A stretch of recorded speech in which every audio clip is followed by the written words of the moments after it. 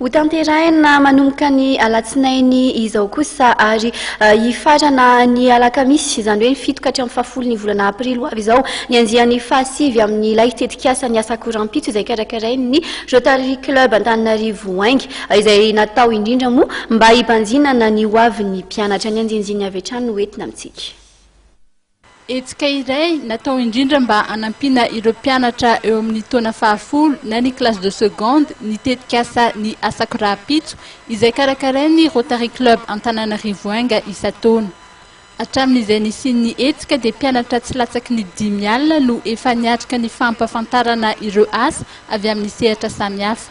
Hanomboka amin'ny alatsinainy ho avy izao ary tsy farana raha tsy ny fahafolo ny volana aprily ny andian'ny fahasivy amin'ny etsika ny asa korampitso. Io etsika io dia natolotra ho an'ny lycée fito eto Antananarivo miampy ny lycée Andoranfotsy.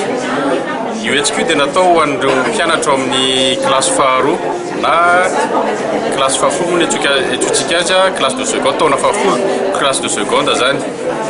Ny etsika atao zany dia mizara ho an'ny mpianatra zany ho an'ireo mpianatra eo misy olona avy any amin'ny orinasa maromaro sy olona amin'ny fiainana andavanandro zany izay mitantara sy mizara ny asany mandritry ny adiny iray isaky ny klasy zany. Ny antony etsika izao moa zany dia hanampianay an'ireo mpianatra mba afaka hisafidy ny asa ho ataony any aoriana. Zany ny ataonay zany dia manome anazy karazana asa izay ahafahany misafidy. Izay tsy miteny hoe tsy maintsy tia ny asa ataony fa ahafahany misafidy hoe iza ny asa mety hahafinaritra anazy. Ny tena tanjona dia rehefa miainga ny etsika ny asa korampitso dia eo izy misafidy hoe raha itsy asa tsy mahafinaritra anahy dikan'izay tsy maintsy zao zany fianarana ataoko noho zany tokony zany hiditra hanao lycée hanao série C na série littéraire. Dia izay rehetrarehetra zany efa hanananay ny avy any amin'ny proviseur zany efa hanananay hoe misy miena ny sandany hoe mpianatra miovao filière. Zany hoe rehefa naka filière anankiray zany dia efa matotra efa fantany tsara hoe mety amin'ny tiany atao dia mijanona amin'iny izy. Voalaza fa tombontsoa lehibe ho an'ireo toerana ampianarana mandray izany ny etsika.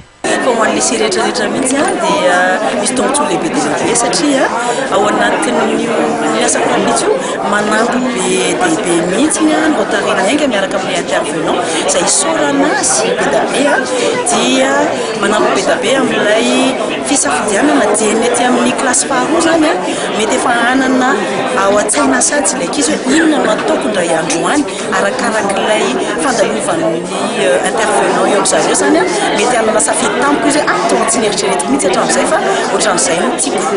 Dia izay no tena manokatra ny sain'ilay ankizy zay amin'izay safidy amin'ny hoaviny. Izay angamba ny tena zava-dehibe ao anatin'izay. Ny fanokafana amin'ny fomba ofisialy dia ho tanterahana ao amin'ny lycée Rabe Arvelo ny alatsinainy ho avy izao ary ny famaranana kosa dia ho tanterahana ao amin'ny lycée Ampeflo.